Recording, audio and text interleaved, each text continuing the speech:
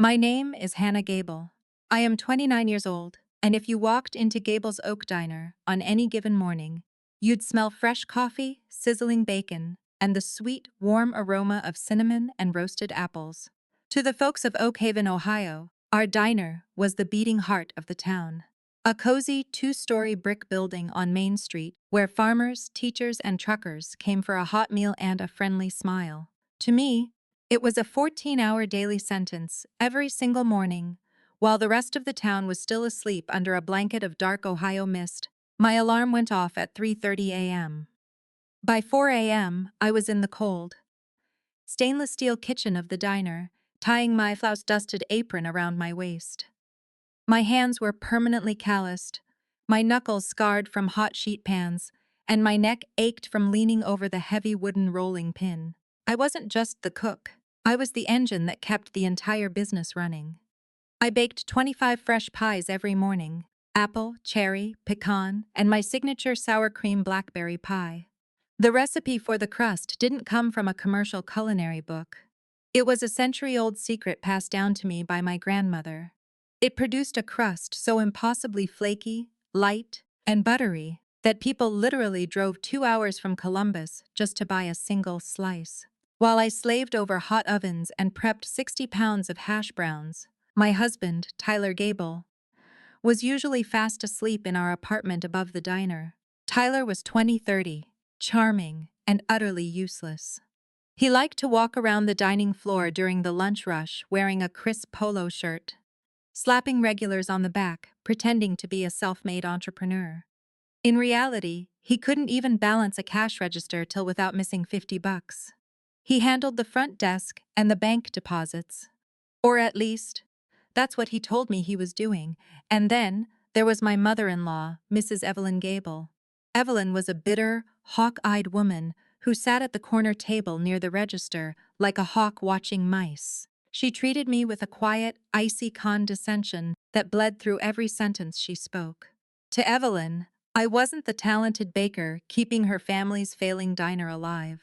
I was just a girl from a poor farming family across the state line. A nobody, whom her precious son had somehow pitied enough to marry. "Make sure you scrub the grease traps behind the deep fryers before you leave tonight." Hannah, Evelyn sneered one afternoon, sliding her teacup across the counter. "Tyler's hands are far too delicate for that kind of dirty work.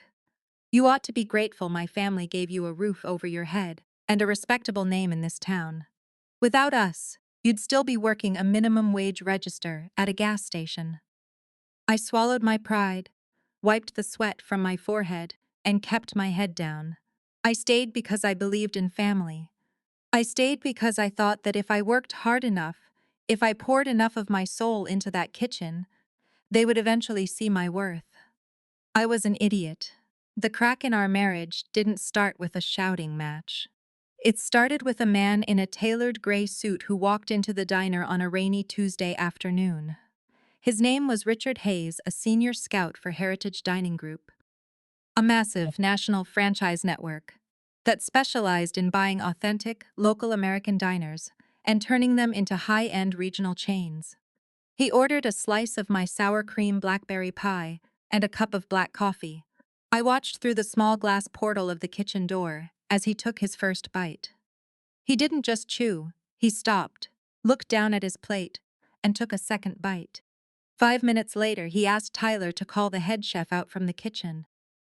"This pie crust is extraordinary," Mr. Hayes said, standing up and wiping his mouth with a napkin as I wiped my flour-covered hands on my apron. "It's rare to find true artisanal baking in local diners these days. Mrs. Gable, my group wants to buy the brand, the property, and most importantly, the exclusive commercial rights to your pie recipes. We are prepared to offer a flat purchase package of $1 million plus a 2% royalty on all regional sales." My heart stopped. $1 million. For 7 years, Tyler and I had lived on a tight, stressful budget, constantly struggling to pay off old equipment leases and supplier debts. $1 million meant freedom. It meant we could finally buy a small house of our own, start a family, and maybe even open a quiet little bakery where I didn't have to work 14 hours a day until my knees gave out. That is a very generous offer. Mr. Hayes, Tyler interjected quickly, stepping right in front of me, his eyes gleaming with an unnatural, greedy hunger. As the sole owner and general manager of Gable's Oak Diner, I am very interested. Let my family review the paperwork, and we'll set up a closing meeting for Friday. Up. Wonderful, Mr. Hayes said, handing Tyler a thick, leather-bound contract. We just need the property title and the notarized recipe disclosure forms signed by the end of the week. That night, after the diner doors were locked and the lights were dimmed, I sat at the kitchen island, feeling a wave of relief wash over me. Tyler, this is incredible, I said softly, looking at him across the stainless steel table. We can finally breathe. We can take $50,000 to pay off my student loans, put a down payment on a cottage near the lake, and… Tyler didn't look at me. He was staring at his phone, his thumb flying across the screen, a smug, distant smirk on his face. Yeah, sure, Hannah, he said carelessly, not even bothering to look up. Mom and I will handle the contract details with the lawyer tomorrow. You just stick to baking. We need to make sure the kitchen looks spotless for their inspectors on Thursday. I frowned, a strange, cold knot tightening in the pit of my stomach. What do you mean, Mom and you? It's my recipe, Tyler. It's my grandmother's crust. I'm the one who's been sweating in this kitchen for 7 years. Tyler finally looked up, his eyes cold, arrogant, and devoid of any affection. Don't get ahead of yourself, Hannah. You're the cook. You don't know anything about corporate law or contract negotiations. Just let the people who actually own this name handle the business. He picked up his jacket, pocketed his phone, and walked out the back door into the rainy night, leaving me alone in the dark, silent kitchen. He didn't come home until 3 a.m. And when he finally crawled into bed, his shirt reeked of expensive lavender perfume, a scent I had never worn in my life. Thursday morning arrived under a dark, oppressive Ohio sky that spilled freezing rain across the pavement. The diner was quiet, the air thick with the smell of brewing coffee and the lingering scent of cinnamon. I was at the butcher block, my forearms coated in flour as I rolled out the morning dough. When the front door chimed, it wasn't a customer. It was 2 uniformed officers from the Oak Haven Sheriff's Department, followed closely by Evelyn and Tyler. Evelyn walked in with her head held high, wearing a thick mink coat and holding a crisp, white manila envelope. Behind her, Tyler refused to meet my eyes, staring intently at the floorboards while adjusting the collar of his jacket. Hannah Gable, Deputy Miller said, stepping forward with an uncomfortably stiff expression.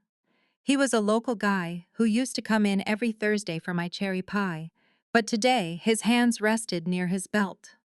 We have an emergency restraining order and an immediate notice of eviction issued by the county court. My hands froze on the rolling pin. A clump of flour drifted down onto my apron. What? What are you talking about, Deputy? Evelyn stepped around the counter, sliding the papers toward me with a sharp, triumphant flick of her manicured fingernails. Don't play innocent, Hannah, Evelyn said, her voice dripping with calculated malice. For the past 6 months, Tyler and I have noticed significant cash discrepancies in the nightly register deposits. Over $40,000 has gone missing from this diner's operating accounts. We conducted an audit yesterday with our legal team, and we found where the money went. She pulled out a stack of printed bank statements, slapping them onto the flour-dusted wood. You've been secretly routing businesses' funds into a private account in your maiden name across the state line. You're a thief, Hannah. You've been bleeding my son's family business dry while living under our roof. The room felt like it lost all oxygen. My head spun as I looked at the papers. The account number on the statements wasn't mine. It was an account Tyler had set up 2 years ago under the guise of an equipment reserve fund that I had never been given access to. That's a lie, I shouted, my voice cracking as I stepped toward Tyler. Tyler, tell her. You handle the bank deposits. I don't even have the password to the business portal. I've never touched a single cent of that cash. Tyler took a small step back behind his mother, clearing his throat nervously. I trusted you, Hannah, he muttered, his voice flat, rehearsed, and utterly gutless. I didn't want to believe it either. But the digital audit doesn't lie. You took advantage of my family. We can't have a criminal running our kitchen. You coward, I whispered, the sickening truth crashing over me like an avalanche. They hadn't just planned to sell the diner to Heritage Dining Group. They needed me completely out of the picture before the Friday signing. By framing me for grand larceny, they had created a legal lever to force me out of the marriage, void any claim I had to marital property, and strip my name off the commercial rights to the pie recipes. Under the terms of the Emergency Protective Order, you are required to vacate the premises immediately, Deputy Miller said, his tone grim. You have 15 minutes to gather your personal belongings from the apartment upstairs. You are not permitted within 500 feet of Gable's Oak Diner or any member of the Gable family pending your court date. And leave your recipe books on the counter, Hannah, Evelyn added, her lips curling into a cold, ugly smile. They were created inside this establishment using our ingredients. They belong to the Gable estate now. I stood there in the middle of the kitchen I had scrubbed with my own hands for 7 years. I looked at the flour on my skin, the scars on my knuckles, and the two cold, hollow people standing in front of me. I realized then that arguing with them in front of a deputy was useless.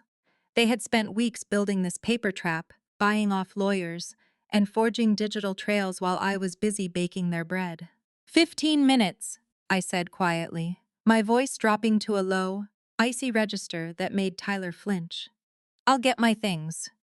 I walked upstairs to the small apartment. I didn't cry. The grief inside me had burned away, leaving behind a cold, hard ember of pure, focused clarity.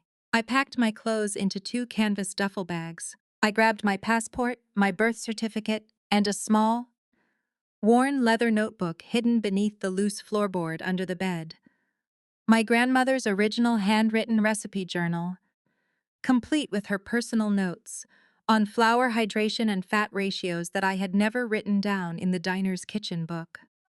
When I walked back down the stairs, Evelyn was already sitting at the counter, flipping through the fake decoy recipe binder I had left on the kitchen prep table. I set my keys on the register. I pulled off my flour-covered apron and let it fall to the floor like a dirty rag. You think you bought $1 million empire today, Evelyn, I said, looking her straight in the eyes as I reached for the door handle. But you only bought an empty building. I stepped out into the freezing Ohio rain, my duffel bags slung over my shoulder, and pulled my coat tight around my chest. As the heavy oak door of the diner slammed shut behind me, I turned toward Main Street and started walking. Garrison and Tyler thought they had stripped me of everything. They thought a penniless, framed girl from the farms would hide in a corner and cry. But they forgot one fundamental rule of the kitchen. The ingredients don't make the chef. The chef makes the meal. And I was about to serve them exactly what they deserved. The rain didn't stop for 3 days. I spent the first 48 hours in a motel off Route 40 that smelled of stale pine cleaner and damp carpets. Every time I closed my eyes, I could still hear the metallic click of Deputy Miller's belt and the smug, high-pitched laughter of my mother-in-law echoing off the stainless steel prep tables. But by Saturday morning, the numb shock had completely worn off, replaced by a cold, quiet determination. I didn't leave Oakhaven. That was what Evelyn and Tyler expected me to do. They thought I'd board a Greyhound bus back to my parents' small poultry farm in Indiana, broken, disgraced, and silent. Instead, I took my old canvas duffel bag, walked 4 blocks down Main Street, and pulled open the glass door of Oakhaven Community Bank. My personal checking account, the one I had maintained separately since before I married Tyler, only had $4,200 in it. It wasn't much, but I had one thing Tyler didn't know about.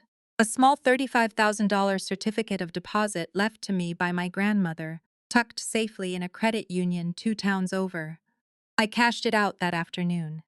Then I walked straight to the old hardware shop on the corner of Main and Elm, directly opposite Gable's Oak Diner. The building had sat vacant for 2 years after old Mr. Henderson retired. It was a rustic, Two-story brick storefront with tall glass display windows, an exposed beam ceiling, and a neglected commercial kitchen in the back that used to serve as a soda fountain in the 1960s. The paint was peeling, the grease traps were rusted shut, and the window frames rattled in the wind. But from the front window, you had a crystal clear, unobstructed view of the front porch of Gable's Oak Diner. The landlord, a retired mechanic named Frank, who had known my grandmother for 30 years, looked at me over his bifocals when I asked to rent the place. He knew the rumors Tyler's family had spread across town over the last 48 hours, that I was a thief who had embezzled $40,000 from my own husband. "You sure about this, Hannah?" Frank asked, tapping his calloused fingers on the lease agreement. "Evelyn Gable's been telling everyone at the Methodist church that you're facing grand larceny charges. She's saying you nearly ruined her son." "Frank," I said, looking him dead in the eye, "you ate my grandmother's blackberry pie every Sunday for 15 years. You know who baked those pies for the last 7 years. And you know who worked 90 hours a week while Tyler sat in a booth playing on his phone. Do you want your rent guaranteed on the first of every month? Or do you want to listen to Evelyn Gable's gossip?" Frank stared at me for a long, silent moment. Then a slow, gap-toothed grin spread across his weathered face. He pulled out a heavy brass key and slid it across the wooden counter. "Rent's $800 a month," Frank said quietly. "First and last up front. The plumbing in the back leaks a bit, but the gas lines for the ovens are solid." By Monday morning, while Tyler and Evelyn were hosting corporate inspectors from Heritage Dining Group across the street, I was inside my new storefront in a pair of stained denim overalls, scraping yellowed wallpaper off the plaster walls. I called my new business Grandma Clara's Pantry. I didn't have $50,000 for a fancy grand opening. I had my hands, my grandmother's handwritten recipe notebook, and a relentless, burning drive to tear down the empire my husband thought he had stolen from me. Through the front glass window, I watched the corporate representatives from Heritage walk into Gable's Oak Diner, carrying black leather portfolios. I knew exactly what was happening inside. Tyler was probably wearing his best suit, pouring them coffee, pretending he was the mastermind behind the diner's famous menu, getting ready to sign the final purchase contract on Friday. What he didn't know was that a commercial kitchen isn't just a collection of stainless steel tables and gas burners. A kitchen has a soul, and he had just evicted the only person who knew how to make it sing. By Wednesday afternoon, the smell of fresh wood shavings, vinegar, and industrial floor wax inside my new shop was slowly giving way to something far sweeter. I had spent 48 straight hours scrubbing the old cast iron ovens in the back room until my nails were bleeding, and my shoulders felt like bruised lead from my front window. I had a front row seat to the circus across the street. At 2:09 p.m., a long silver sedan with tinted windows pulled into the gravel lot of Gable's Oak Diner. Two corporate executives in immaculate navy suits stepped out, followed by Richard Hayes, the lead negotiator for Heritage Dining Group. Tyler met them at the porch, wearing a brand new tailored blazer that probably cost $300 of the money he'd hidden from me. He was grinning like a lottery winner, waving his hands dramatically as he ushered them inside. I knew exactly what that meeting was for. Before Heritage handed over a check for $1 million, their quality assurance team had to conduct a live taste test of the commercial batch. They needed to verify that the signature pie recipe could be scaled up for regional distribution.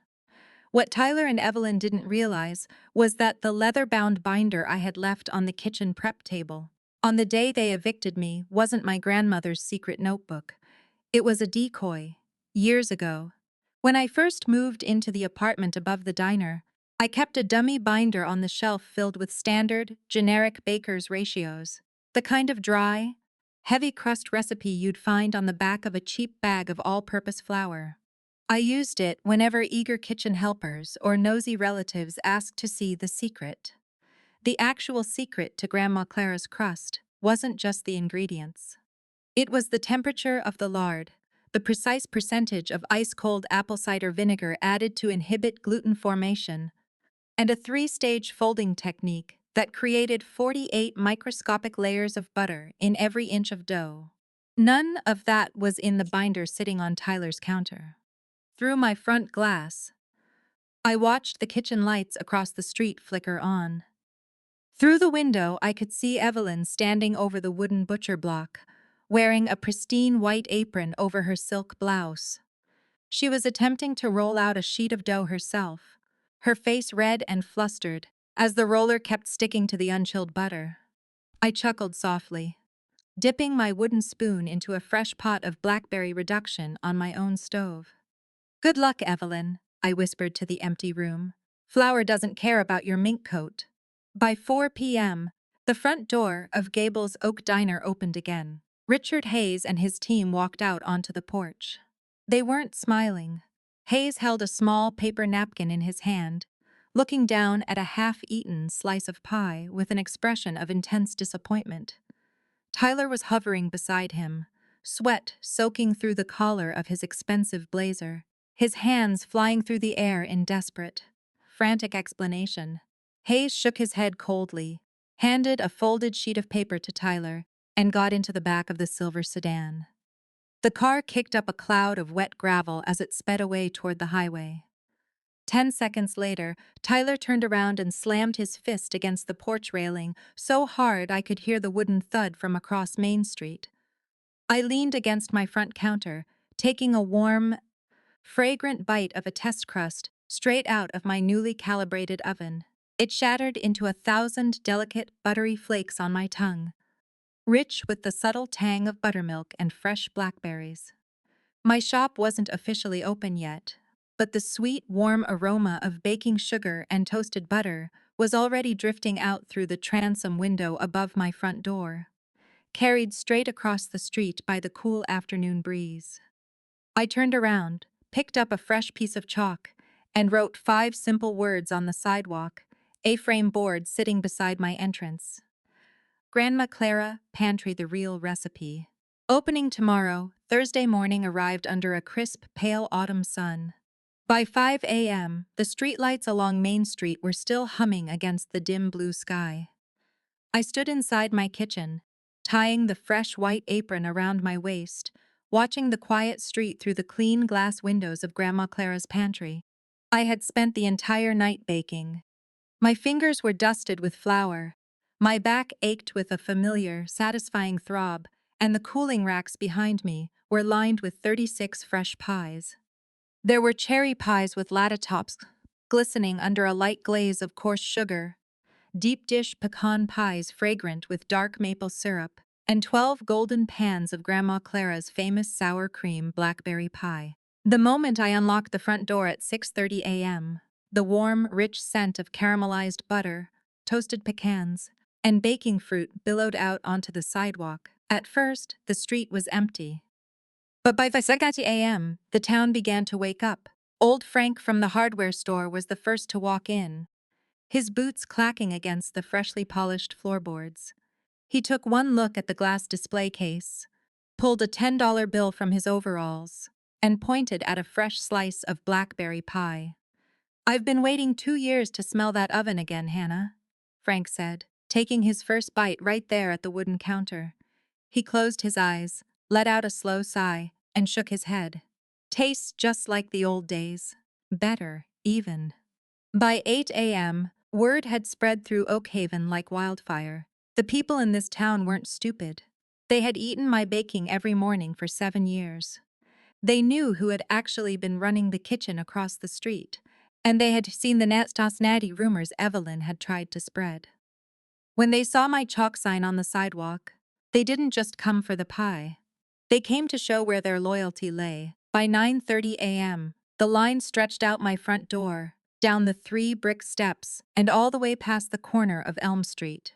Teachers, truck drivers, local shopkeepers, and farmers from the county line stood shoulder to shoulder in the chilly morning air, waiting patiently for a hot cup of dark roast coffee and a warm slice of pie. From my register, I could look straight through my front display window across the street Gable's Oak Diner was dead empty. Their neon open sign blinked weakly in the window, but not a single car was parked in their gravel lot. Through their glass doors, I could see Tyler standing behind his register, wearing his expensive suit, staring across Main Street with a look of pale, bug-eyed shock. Beside him stood Evelyn, her arms crossed tightly over her chest, her face twisted into a sour mask of pure, unadulterated fury, as she watched half the town lining up outside my shop. Around 10:30 a.m., the silver sedan belonging to Richard Hayes, the lead scout for Heritage Dining Group, pulled up to the curb. He didn't park at the diner. He parked right in front of Grandma Clara's pantry. The crowd in line parted slightly as Hayes stepped out of his car, wearing his sharp gray suit. He walked up my front steps, stepped into the warm, bustling shop, and looked around at the packed room with a quiet, calculating gaze. His eyes landed on the glass display case, then moved up to meet mine. "Mrs. Gable," Hayes said, stepping up to the counter as I wiped down the wooden surface. "It's Hannah Vance now, Mr. Hayes," I corrected him smoothly, handing a boxed apple pie to Mrs. Higgins from the local library. "I dropped the Gable name on Tuesday." Hayes offered a faint, dry smile and nodded toward the pie case. "I'm an executive, Hannah, but first and foremost, I'm a man who respects genuine quality. The batch of pie your former husband served my team on Wednesday was an insult to our intelligence. It was dry, tough, and tasted like it came out of a frozen box." "That's because Tyler doesn't know the difference between lard and shortening," I replied, leaning my hands flat on the counter. "He thought a recipe was just a list of words on a piece of paper." Hayes pulled a leather portfolio from under his arm and laid it on the wood between us. "Heritage Dining Group isn't interested in buying a name or an old building, Hannah," Hayes said softly, his voice carrying clearly over the hum of the busy shop. "We are interested in the creator. I am authorized to offer you an exclusive individual development contract.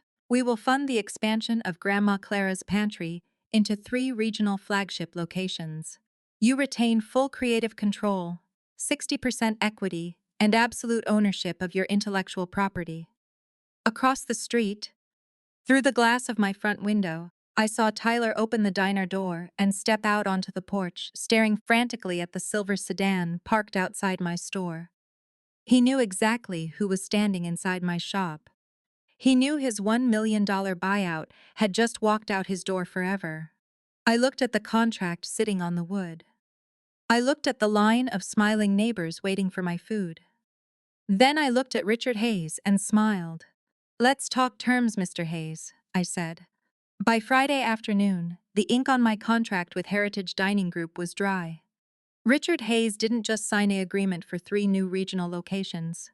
His legal team immediately stepped in to handle the messy, fraudulent mess Tyler and Evelyn had tried to drag me into. When you bring a billion-dollar hospitality group's legal department into a small-town squabble, the truth comes out with terrifying speed. At 3 p.m., a black town car pulled up outside Gable's Oak Diner. 2 forensic accountants hired by Heritage, accompanied by Deputy Miller and a representative from the state tax authority, walked through the diner's front doors. From my counter, I watched through the front glass as the scene unfolded. They weren't there to harass me. They were executing an official subpoena for the diner's point-of-sale systems and bank records. Within 90 minutes, the truth about the missing $40,000 came to light. I hadn't embezzled a single dime. Tyler had been secretly routing business income to a private digital wallet to cover hundreds of unrecorded online gambling debts and offshore purchases, forging my name on internal transfer slips to cover his tracks. The emergency restraining order against me was thrown out of court by 4:30 p.m. By 5 p.m., Deputy Miller walked out of the diner, holding a fresh set of paperwork. This time, he wasn't turning toward my shop. He stood on the diner porch while Tyler was escorted out in handcuffs, charged with felony forgery, wire fraud, and filing a false police report. Evelyn followed him down the porch steps, her mink coat practically dragging on the damp gravel, screaming at the officers. her voice cracking with helpless, screeching desperation. But nobody on Main Street stopped to help her. The townspeople just stood outside my shop, watching in quiet, icy silence, as the woman who had terrorized her daughter-in-law watched her family's precious reputation crumble into dust in broad daylight. 3 weeks later, the foreclosure notice was posted on the front door of Gable's Oak Diner. Without my baking to draw the morning crowds, and with Tyler facing pending trial dates and massive restitution fines, the diner's daily revenue collapsed to zero. The banks moved in quickly to liquidate the property to cover the unpaid commercial loans and tax liens Evelyn had accumulated over the years. With the financial backing of my new partnership with Heritage, I bought the entire building at the sheriff's auction for a fraction of its market value. I didn't keep the name Gable's Oak Diner.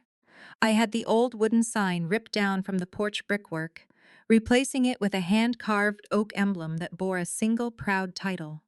Grandma Clara, Hearth, on the day we reopened the main dining room. The autumn sun was bright and warm over Oakhaven. The line stretched all the way down Main Street once again. Inside, the stainless steel prep tables were gleaming, the ovens were humming, and the air was thick with the sweet, unmistakable scent of cinnamon, toasted butter, and fresh blackberries. I stood behind the counter, wearing my apron, handing a warm, fresh pie box to old Frank from the hardware store. As I looked out through the clean glass windows at the bustling street, I realized something important. Tyler and Evelyn thought they could take everything from me because they owned the bricks, the registers, and the family name. But an empire built on someone else's labor is just a house of cards waiting for the wind to blow. They kept the building for 7 years, but I kept the hearth. And in the end, the hearth was the only thing that mattered. The end.